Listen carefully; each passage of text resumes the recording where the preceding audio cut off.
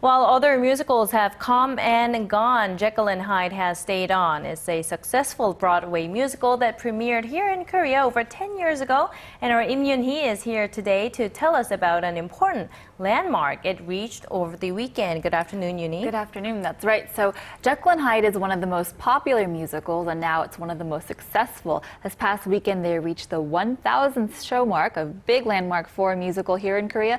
Take a look at this next report.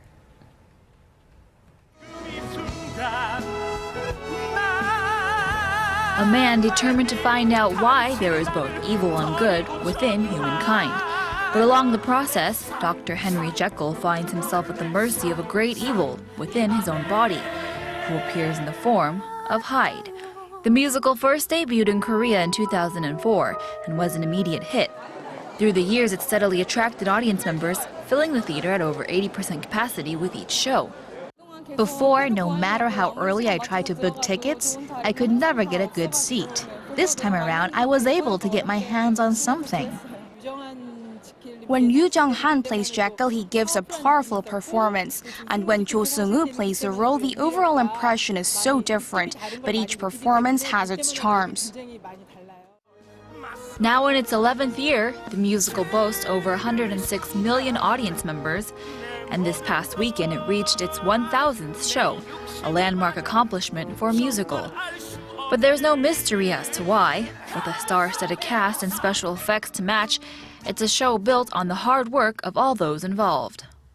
It's exciting, and to be able to do 1,000 performances is such an honor. I always tell people that Jekyll and Hyde is the best performance I've been in.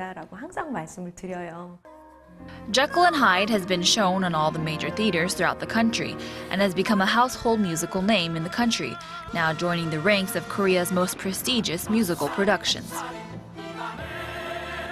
So I'm thinking there aren't a lot of musicals that were able to achieve this same landmark. Right, so this Jekyll and Hyde musical is only the third musical to reach the 1,000 performance mark. The first one was The Last Empress, which reached in 2009. That's Korea's very first original musical production, but also Mamma Mia, which had the original London cast here last year. They also reached the 1,000 mark. So a very big, a very big feat for this musical to reach, 1,000 shows.